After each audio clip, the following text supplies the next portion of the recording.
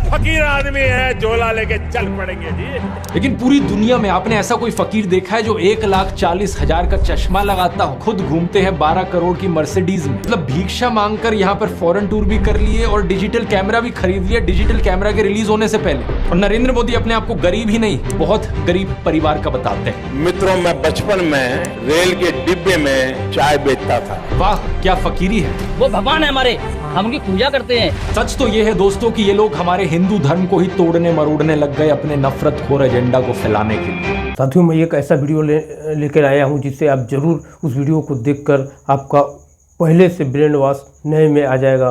और वीडियो को पूरा अंत तक देखिए, क्योंकि जिस तरह से ब्रेन वॉश हो गया है, उस ब्रेन वॉश वाले अंधभक्त को सच्चाई और महंगाई भ्रष्टाचारी कुछ भी नहीं दिखता है। तो उस ब्रेन वॉश से निकालने के लिए ये वीडियो आपको लाया हूं और वीडियो पूरा देखिएगा, क्योंकि ये वीडियो आप देखेंगे तभी आपका ब्रेन वॉश से बाहर आएंगे और सच्चाई देखेंगे। नमस्कार दोस्तों, जर्नलिस्ट अनिल यादव एक बीजेपी वर्कर मंगल वाजपेयी से बात कर रहे थे कानपुर में। मंगल एक लोडर का काम करते हैं, यानी गाड़ियों में सामान चढ़ाने का काम करते हैं। क्या नाम बताएं? योगी साहब, मेरा मंगल वाजपेयी है। यहाँ लोडर का काम करवाते हैं। साथ ही साथ ये बीजेपी एमएलए महेश त्रिवेदी के लिए वॉलंटियर भी करते हैं। ये उम्मीद जता रहे थे कि बीजेपी इस बार 400 पार करेगी। चुनाव में किसका माहौल है? बीजेपी जीतेगी 400 के ऊपर। लेकिन जैसे जैसे बात आगे बढ़ती है, मंगल अपनी परेशानियों के बारे में बताते हैं। वो बताते हैं कि उनके पास बिजली नहीं है, सीवर की व्यवस्था नहीं है। हमारे पास बिजली नहीं है घर में, हमारे पास लैट्रिन घर में नहीं है, हमारे पास सीवर व्यवस्था नहीं है। उन्होंने बीजेपी एमएलए महेश त्रिवेदी को कई बार कहा, हमने महेश त्रिवेदी से भी कई बार कहा कि 20 फुट पाइप पड़ना है, तो अगर पड़ जाए तो हमारे घर की सीवर व्यवस्था बन जाए। नहीं बन पाई। उन्हें कुछ भी नहीं मिला और ना ही उन्हें कुछ मिलने की उम्मीद है। त्याग तपस्या की मूर्ति है कि कुछ नहीं मिला, लेकिन उसके बावजूद कोई शिकायत नहीं है और ना कोई उम्मीद है मिलने की, और ना उम्मीद है मिलने की। लेकिन फिर भी वो खुद को भाजपा का भक्त कहते हैं। लेकिन ये तो कहा जाता है ना कि भूखे पेट ना होए भजन गोपाला। इस पर मंगल वाजपेयी जवाब देते हैं कि ऐसा कुछ नहीं है, आदमी बालू खाकर भी पेट भर सकता है, यानी कि मिट्टी खाकर भी पेट भर सकता है। सब हो जाता है अगर संत चाह लेगा। अगर संत चाह लेगा तो सब हो जाता है। बालू खा के पेट भर लेता हूँ। इन्हें कोई शिकायत नहीं है। प्रधानमंत्री मोदी को एक परमात्मा मानते हैं, उनकी पूजा करते हैं। ऐसा कैसे हो सकता है कि एक पॉलिटिशियन को लेकर लोग इतने अंधे हो गए हैं? और ये इकलौते नहीं है, मैंने पिछले वीडियो में आपको उसके कई और उदाहरण दिए थे। बीजेपी के टिकट पर तो कुत्ता भी खड़ा हो जाए हम जिता। ये सच है, अगर कुत्ता भी आएगा उसको भी जिताएंगे। ये तो फिर अंधविश्वास नहीं, भक्त हैं, अंधविश्वास नहीं है, हम भक्त हैं। महंगाई मेरे हिसाब से कोई ज्यादा नहीं हुई। अब मैं 10 साल से बनियान नहीं पहन रहा, देखो आप। वो भगवान है हमारे, हम उनकी पूजा करते हैं। ऐसा हुआ है इमोशनल मैनिपुलेशन और ब्रेन वॉशिंग की वजह से। एक बड़े स्केल पर देश में लोगों का ब्रेन वॉश किया गया है। और जो माफिया यहाँ पर ब्रेन वॉश कर रहा है लोगों का, वो 4 डिपार्टमेंट्स पर काम करता है। पहला डिपार्टमेंट लोगों में गर्व और अहंकार भरता है कि आप महान हो क्योंकि आप हिंदू धर्म में पैदा हुए। दूसरा डिपार्टमेंट आपको एहसास दिलाता है विक्टिमाइजेशन का, कि सदियों से, 1000 सालों से आपके पूर्वज विक्टिम बनकर रहे थे। तीसरा डिपार्टमेंट आपके अंदर डर भरता है कि आपको खतरा है उन लोगों से। और चौथा डिपार्टमेंट यहाँ नरेंद्र मोदी को मसीहा बनाता है कि सिर्फ नरेंद्र मोदी ही आपको बचा सकते हैं। पहले 3 डिपार्टमेंट्स की मैं 3 अलग अलग वीडियोस में ऑलरेडी बात कर चुका हूं। अब वक्त है इस चौथे डिपार्टमेंट को एक्सपोज करने का। नरेंद्र मोदी की कल्ट ऑफ पर्सनालिटी, कैसे इनके इतने सारे फेलियर्स के बाद भी लोगों को इमोशनली मैनिपुलेट किया जाता है कि लोग इन्हें भगवान मान बैठे। आइए जानते हैं आज के इस वीडियो में।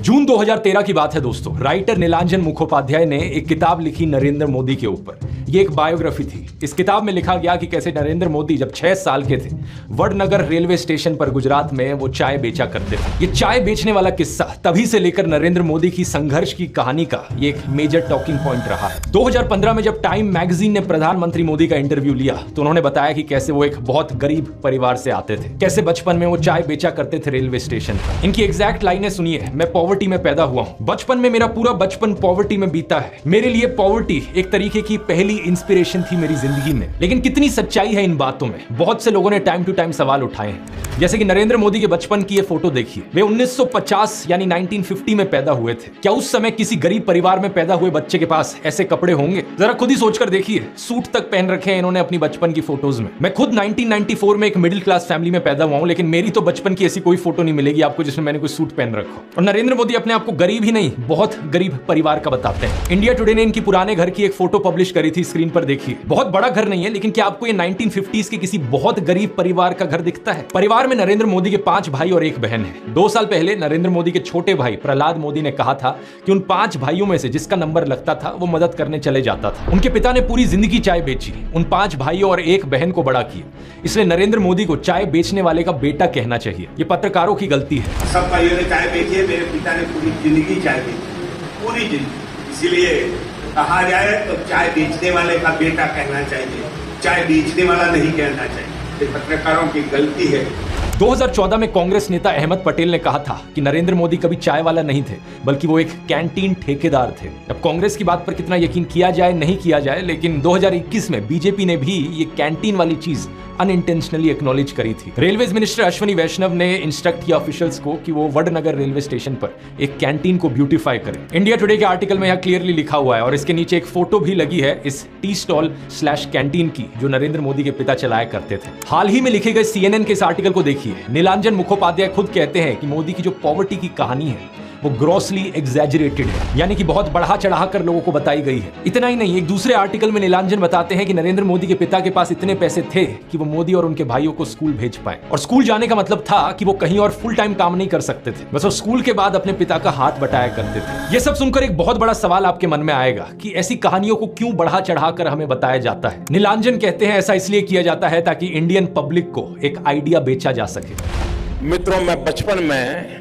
रेल के डिब्बे में चाय बेचता था और आज आपके सामने खड़ा हूं। कोई भी इंसान अगर समझदारी से सोचे तो वो जानता है कि इस बात से फर्क नहीं पड़ता। एक अच्छा नेता गरीब परिवार से भी आ सकता है और अमीर खानदान से भी आ सकता है, और यही चीज कही जा सकती है एक बुरे नेता या डिक्टेटर के बारे में भी। उदाहरण के तौर पे बात करें, कंबोडिया का जो डिक्टेटर था पोल पॉट, वो एक अमीर खानदान से आता था, लेकिन इटालियन डिक्टेटर बेनिटो मुसोलिनी एक गरीब परिवार में पैदा हुआ था। उसके पिता एक ब्लैक स्मिथ थे और वो बड़े गर्व के साथ इन चीजों को प्राउडली एक्सप्रेस करता था कि कैसे वो जनता के बीच से निकल कर आया है। रशियन डिक्टेटर जोसेफ स्टालिन के पिता एक मोची थे, यानी जूते बनाने वाले, और माँ एक धोबिन थी। और दुनिया का सबसे जाना माना तानाशाह हिटलर भी एक गरीब परिवार में पैदा हुआ था, लेकिन गरीब परिवार में पैदा होने का मतलब ये नहीं कि उसने गरीबों के लिए काम किया था अपने करियर में। उल्टा जानते हो क्या, हिटलर चंदा धंधा का मॉडल चलाता था अपना खुद का। उसके समय में बहुत सी क्रॉनी कैपिटलिस्ट कंपनियों ने करोड़ों का प्रॉफिट कमाया। IG फार्मन, डॉयचे बैंक, BMW, कुछ गाड़ियों की कंपनीज जिनको आज आप जानते हैं और कुछ लोग इन गाड़ियों के पीछे बड़ा भागते हैं, पोर्शे, मर्सिडीज बेंज, फोल्क्सवागन, इन सब कंपनियों ने चंदा डोनेट किया था हिटलर को अपने समय में। 2016 में BMW ने माफी भी मांगी थी इस चीज को लेकर। इस आर्टिकल को देखिए, रिग्रेट एक्सप्रेस किया था कि वो एक समय पर हिटलर को सपोर्ट किया करते थे। इंडिया की बात करें तो हाल ही में हमने देखा इलेक्टोरल बॉन्ड स्कैम। मैंने पूरा वीडियो बनाया इस पर कि कैसे ये एक घोटाला नहीं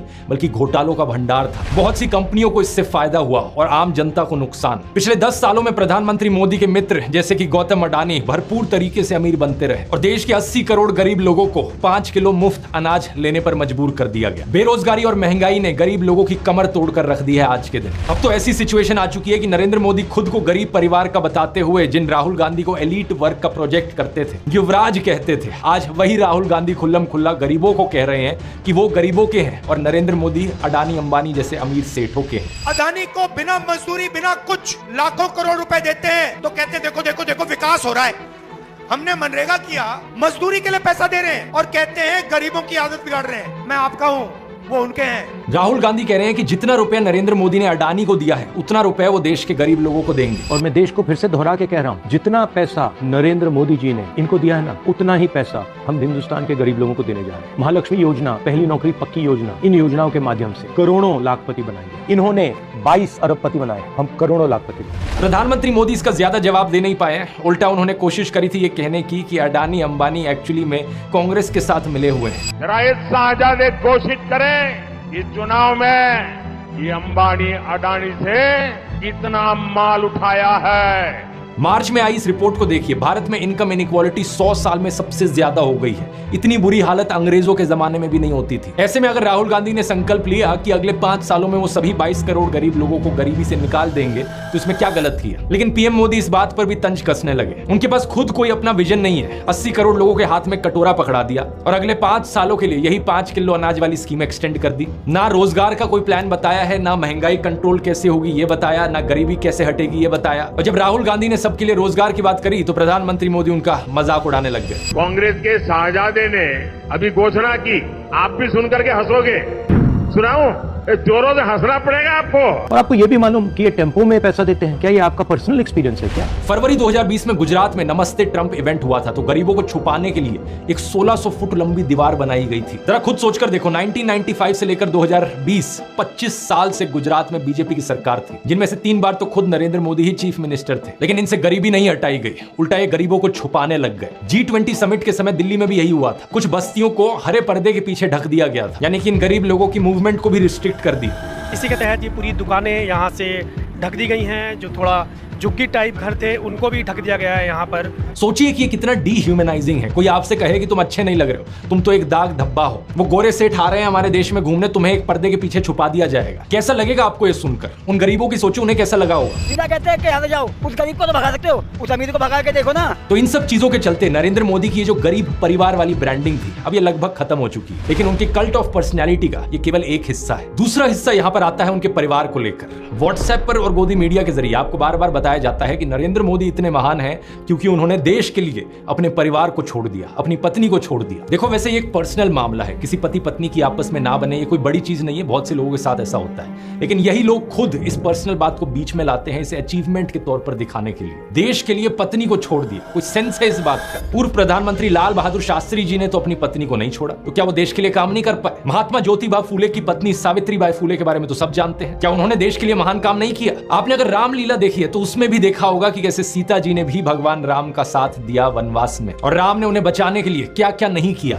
तो व्हाट्सएप यूनिवर्सिटी की एक ऐसी घटिया नारी विरोधी मानसिकता है, जहां आप औरत को एक अड़चन की तरह देखते हो, जहां आप पत्नी को छोड़ देने को एक अचीवमेंट की तरह दिखाते हो। और केवल पत्नी ही नहीं, बल्कि नरेंद्र मोदी के परिवार को लेकर भी व्हाट्सएप माफिया यही बात फैलाता है। अरे औरों की तो छोड़ो, नरेंद्र मोदी खुद इस बात को बार बार दोहराते रहते हैं। कहते हैं कि उन्होंने अपने परिवार को देश के लिए छोड़ दिया। मेरे देशवासियों, मैंने घर, परिवार, सब कुछ देश के लिए छोड़ा है। पंजाब केसरी अखबार ने तो उनकी चरण वंदना करते हुए उनकी तुलना भगवान बुद्ध और महावीर जैन से कर डाली। लेकिन इन लोगों से मैं पूछना चाहता हूं, कभी भगवान बुद्ध ने अपना घर छोड़कर ऐसे बयान दिए क्या? सम्माननीय आदरणीय दीदी, आदरणीय दीदी, ओ दीदी। किसी औरत को कांग्रेस का विधवा कहा, 50 करोड़ की गर्लफ्रेंड कहकर अपमानित किया, समाज में नफरत का जहर बोया। सत्ता पाने के लिए भगवान बुद्ध ने ये सब नहीं किया था, वो तो खुद एक राजकुमार थे। वो तो सत्ता को, महल को और सिंहासन को छोड़कर जंगल में गए थे, और उनके पीछे उनके माँ बाप, उनकी पत्नी यशोधरा और उनके बेटे राहुल तो राजमहल में सुविधाओं के साथ जी रहे थे। और जब बुद्ध की ज्ञान प्राप्ति हुई तो जानते हैं उन्होंने सबसे पहले क्या कहा था? oshonews.com पर ओशो के एक लेक्चर का ट्रांसक्रिप्ट दिया हुआ है। जब बुद्ध को ज्ञान प्राप्ति हुई तो पहली बात उन्होंने अपने शिष्यों से ये कही, मैं यशोधरा के पास जाना चाहता हूं, उससे बात करना चाहता हूं। यह सुनकर आनंद व्याकुल हो गए, बोले कि यह ठीक नहीं है, लोग क्या कहेंगे। बुद्ध ने कहा, मुझे उसका धन्यवाद करना है उसकी मदद के लिए, और जो मेरे साथ हुआ, जो मुझे मिला, इसका कुछ हिस्सा मुझे उसे देना है, यह उसका कर्ज है मुझ पर। और वो गए। यशोधरा ने उन्हें देखा, 12 साल का गुस्सा उनके अंदर था। वो बोली, मुझसे कहकर तो जाते, क्या मैं तुम्हें रोकती? इतना भी विश्वास नहीं था मुझ पर। बुद्ध ने माफी मांगी, ये कहा कि मैं नासमझ था, अब समझ आई तो वापस आया हूं। सुनो, कुछ अद्भुत हो गया है। मेरा पहला दायित्व तुम्हारे प्रति है, इसलिए वह अनुभव तुम्हारे साथ साझा करूंगा। यशोधरा की आंखों से आंसू झरने लगे। आप प्रधानमंत्री मोदी का इंस्टाग्राम अकाउंट देखिए जरा। प्रियंका चोपड़ा और निक जोनस की वेडिंग रिसेप्शन में गए, उन्हें बधाई दे रहे हैं। इस वीडियो को देखिए, विराट कोहली और अनुष्का शर्मा के वेडिंग रिसेप्शन पे जाकर उन्हें गुलाब दे रहे हैं। मलयालम एक्टर सुरेश गोपी की बेटी की शादी में गए। टाइम्स नाउ की एंकर नविका कुमार के बेटे की शादी में गए। मुकेश अंबानी ने हॉस्पिटल खोला तो वहां बधाई देने पहुंच गए। इस न्यूज आर्टिकल को भी देखिए। नरेंद्र मोदी ने गौतम अडानी के बेटे करण की ग्रैंड एंगेजमेंट सेरेमनी को भी अटेंड किया। तो बॉलीवुड सेलिब्रिटीज और अमीर सेठों की शादियों में जाने के लिए बहुत समय है इनके पास। हालांकि इसमें कुछ गलत नहीं है, इनकी मर्जी अगर ये जाना चाहें तो। लेकिन सवाल यहां पर ये, क्या केवल अपने भाइयों और परिवार को ही छोड़ना पड़ता है क्या देश के लिए? एबीसी के इस आर्टिकल को देखिए। अवनी दास रिपोर्ट करती है कि अक्टूबर 2023 में मोदी परिवार उनके भतीजे की शादी के लिए इकट्ठा हो रहा था, लेकिन एक इंसान वहां से गायब थे, नरेंद्र मोदी। आपने फोटोज और वीडियोस में जरूर देखा होगा कि प्रधानमंत्री मोदी अपनी माताजी से मिलने जाया करते थे, जो कि अच्छी बात है। लेकिन कभी आपने नोटिस किया कि केवल वहां 3 लोग होते थे इस मुलाकात में? प्रधानमंत्री मोदी, उनकी माताजी और कैमरामैन। कभी कभार मुलाकात में 2-3 और लोग होते थे, लेकिन वो हमेशा और कैमरामैन ही होते थे। 3 साल पहले बीबीसी कॉरेस्पॉन्डेंट तेजस वैद्या ने प्रधानमंत्री मोदी के भाई प्रहलाद मोदी से बात करी, और सुनिए उनका क्या कहना था। तेरे परिवार ने दूर रखवानी सूचना आपवामां आवे। इस बात को लेकर स्पष्ट निर्देश होता है कि परिवार के बाकी सदस्य दूर ही रहे। प्रधानमंत्री मोदी की भतीजी सोनल मोदी ने भी यही बताया कि उनको मना किया गया है। उनसे पूछा गया कि शपथ ग्रहण समारोह में बहुत से लोगों को निमंत्रित किया गया, लेकिन उन्हें क्यों नहीं बुलाया गया? तो सुनिए उन्होंने क्या कहा था। नरेंद्र मोदी जी ने प्रधानमंत्री का शपथ ली थी, तब देश में से कई लोग गए थे, तब आपको न्योता मिला था या आपको जाने की इच्छा हुई थी? इच्छा तो सबको होती है, पर अफसोस है कि हमें इनविटेशन नहीं दिया गया। G20 की थीम रखी गई थी वसुदेव कुटुंबकम, यानी पूरी दुनिया एक परिवार है। लेकिन खुद के परिवार को, खुद के भाई बहनों को अपने से दूर रखा जाता है इस तरीके से। आखिर क्या कारण है? भगवान राम तो अपने परिवार के साथ रहते थे। राम, लक्ष्मण, भरत, शत्रुघ्न, चारों भाइयों में कितना प्यार था। क्या इसका मतलब यह हुआ कि राम जनता के लिए काम नहीं कर पाए? उन्होंने तो राम राज्य स्थापित किया था, जहां कोई गरीब, बेरोजगार, दुखी नहीं था। मैं फिर से कहूंगा, ये प्रधानमंत्री मोदी का अपना पर्सनल मैटर है। अगर वो बॉलीवुड, अडानी, अंबानी जैसे दोस्तों के साथ ताल्लुक रखना चाहते हैं और अपने परिवार के साथ नहीं, उनकी मर्जी। मुझे प्रॉब्लम इस बात से नहीं है। प्रॉब्लम इस बात से है कि इसे अचीवमेंट की तरह क्यों दिखाया जाता है कि मैंने अपना परिवार छोड़ दिया, देखो मैं कितना महान हूं। ये कोई अचीवमेंट होती है क्या? इसका साइड इफेक्ट ये हुआ है कि बहुत से हिंदू युवा ब्रेन वॉश हो गए हैं। होना ये चाहिए कि वो अच्छे से पढ़ लिख कर कुछ बने, काम धंधा करे, कुछ कमाए और अपने माँ बाप की सेवा करे। लेकिन नहीं, कुछ यूथ की क्या हालत हो गई है कि वो हाथों में तलवार लेकर मस्जिदों के सामने घूम रहे हैं। उन्हें भी अपने परिवार से, अपने माँ बाप से कोई मतलब नहीं। सेलिंग पॉइंट नंबर 1 था मैं गरीब परिवार से हूं। सेलिंग पॉइंट नंबर 2 था कि मैंने अपने परिवार को छोड़ दिया देश के लिए। और सेलिंग पॉइंट नंबर 3 अब आता है फकीरी। नरेंद्र मोदी अक्सर कहते हैं कि उन्होंने भिक्षा मांगकर गुजारा किया। कभी कहते हैं कि 35 साल के लिए, कभी कहते हैं 40 साल के लिए। करीब 40 साल मैंने भिक्षा मांग करके खाया है। मैं 35 साल तक भिक्षा मांग करके खाया था। चलो इतनी तो बोलने में गलती हो सकती है, 35 साल हो, 40 साल हो, लोग अक्सर भूल जाते हैं। लेकिन सवाल ये कि वो एमएलए पहली बार बने 2002 में, तब उनकी उम्र होगी 52 ईयर्स। लेकिन उससे पहले 90s में ही पता नहीं कैसे उन्होंने फॉरेन टूर्स कर लिए। ये फोटोज देखो उनकी, आईफिल टावर के सामने पेरिस में, व्हाइट हाउस के सामने अमेरिका में, हॉलीवुड के सामने, लंदन गए, वो मलेशिया गए। क्या 40 साल भिक्षा मांगकर इतने पैसे कमाए जा सकते हैं कि फॉरेन के टूर्स कर ले 90s में? और साथ ही साथ इसी बीच में नरेंद्र मोदी ने BA और MA की 2 डिग्रीज भी कर ली एलिजिडली। ये कैसे हो गया? आप ही बताओ दोस्तों। साल 1990 में डायकाम मॉडल 1 रिलीज हुआ था, जो कि यूएस में लॉन्च होने वाला दुनिया का पहला कमर्शियली अवेलेबल डिजिटल कैमरा था। लेकिन प्रधानमंत्री मोदी अपने इंटरव्यू में बताते हैं कि उन्होंने पहली बार डिजिटल कैमरा 1987 या 1988 में यूज किया था। मैंने पहली बार डिजिटल कैमरा का उपयोग किया था 87-88 में शायद। मतलब भिक्षा मांगकर यहाँ पर फॉरेन टूर भी कर लिए और डिजिटल कैमरा भी खरीद लिया डिजिटल कैमरा के रिलीज होने से पहले। वाह क्या फकीरी है। वाह मोदी जी, वाह वाह। अपनी कलम को गिरवी रख चुका एक गीतकार कहता है कि फकीरी है आपके स्वभाव में। एक फकीरी है आपके स्वभाव में। कभी नरेंद्र मोदी खुद ही कहते हैं कि हम तो फकीर आदमी हैं, झोला उठाकर चल पड़ेंगे। अरे हम तो फकीर आदमी हैं, झोला लेके चल पड़ेंगे जी। लेकिन पूरी दुनिया में आपने ऐसा कोई फकीर देखा है जो 1,40,000 का चश्मा लगाता हो, अपनी बूढ़ी माँ को नोटबंदी के लिए लाइन में खड़ा कर दिया और खुद घूमते हैं 12 करोड़ की मर्सिडीज में? एक तरफ तो शास्त्री जी जैसे प्रधानमंत्री देखे हैं देश ने। बताया जाता है कि उनके पास सिर्फ 2 धोती और 2 कुर्ते हुआ करते थे। कुर्ता फटकर इस्तेमाल करने लायक ना रहे तो उसे भी रुमाल बना लेते थे लाल बहादुर शास्त्री जी। लेकिन प्रधानमंत्री मोदी की यूएस विजिट की इन फोटोज को देखिए, एक दिन में 4 बार कपड़े बदलते हैं। द प्रिंट में लिखे गए इस आर्टिकल को देखिए, उत्तराखंड और हिमाचल जाते हुए प्रधानमंत्री मोदी ने 8 घंटे में 4 बार कपड़े बदले। इस टाइम्स ऑफ इंडिया के आर्टिकल को देखिए, प्रधानमंत्री मोदी गंगा आरती करने गए तब भी कपड़े बदलते जा रहे हैं। हुबली टाइम्स वालों ने तो इनकी फैंसी ड्रेस का एक पूरा कोलाज बना दिया। इंडिया टुडे ने भी इनकी 22 हेड गियर्स की कलेक्शन दिखाई है इस आर्टिकल में। और इस इंडियन एक्सप्रेस के कोलाज को भी देखिए। अगर ये फकीरी वाली बात भी नहीं बैठती लोगों में, तो इस सब के बाद अगला हथियार आता है कि इनको भगवान का अवतार ही बना दो। ये एक बार नहीं, 2 बार नहीं, बल्कि कितनी बार कितने नेताओं ने बार बार प्रधानमंत्री मोदी को भगवान से कंपेयर किया है। और मोदी जी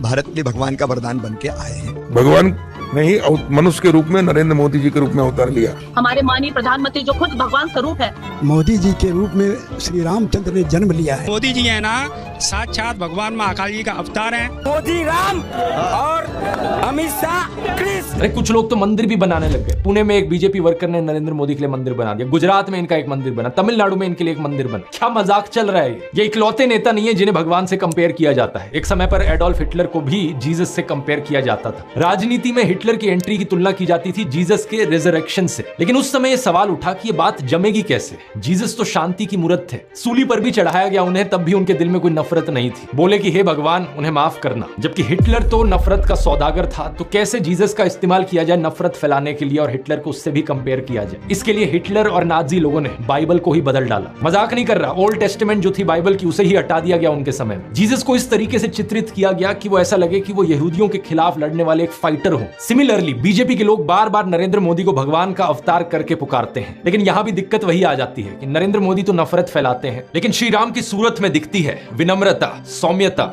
करुणा।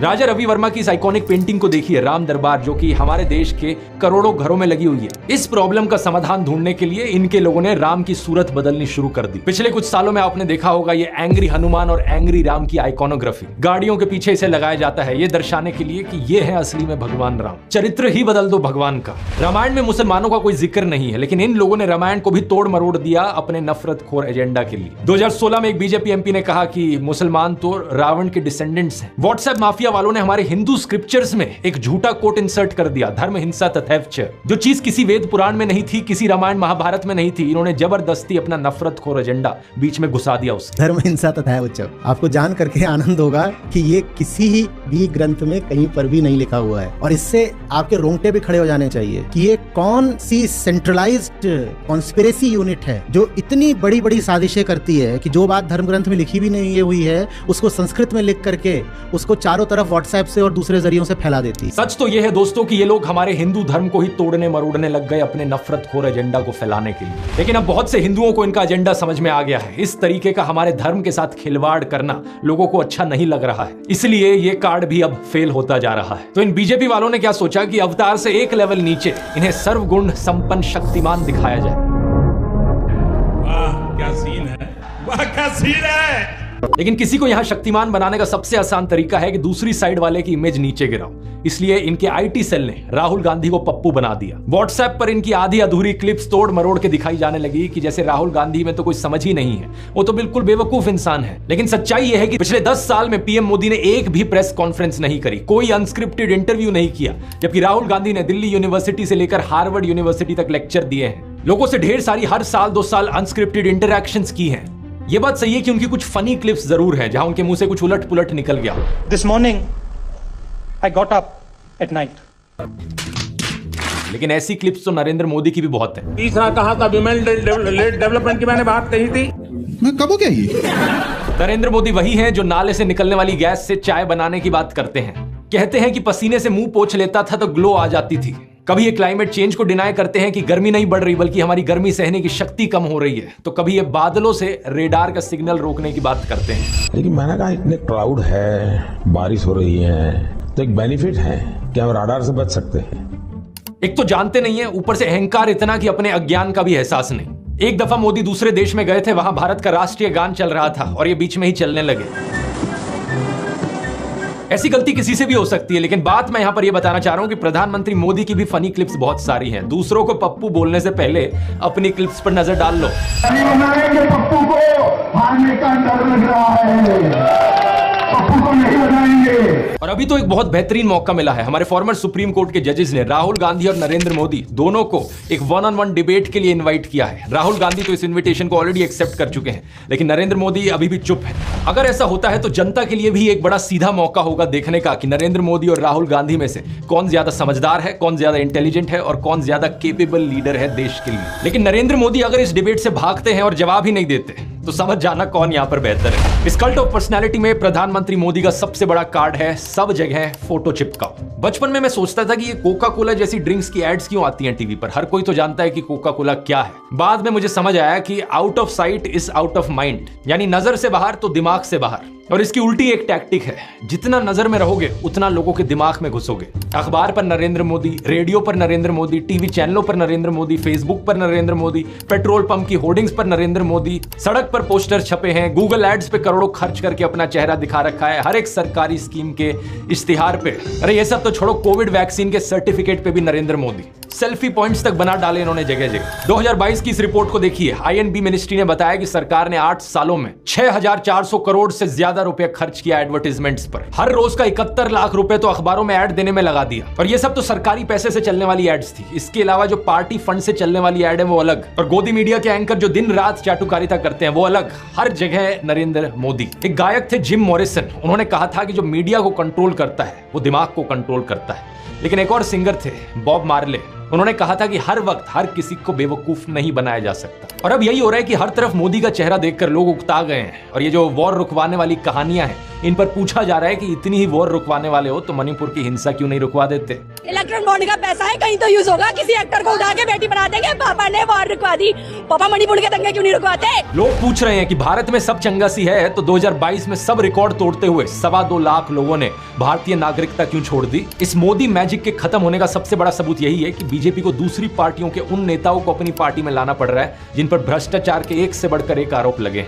अगर मोदी मैजिक अब सही में बचा होता तो मोदी के नाम से ही चुनाव जीता जा सकता था। इन बाहर के नेताओं को लाने की जरूरत नहीं थी अपनी पार्टी में। ये झूठ, डर और नफरत फैलाने की जरूरत नहीं थी। इस वीडियो में तो मैंने आपको नरेंद्र मोदी का वो चेहरा दिखाया है जो व्हाट्सएप माफिया आपको दिखाता रहता है। अगले वीडियो में मैं आपको दिखाऊंगा उनका असली चेहरा, उनके माइंड में क्या क्या चलता रहता है।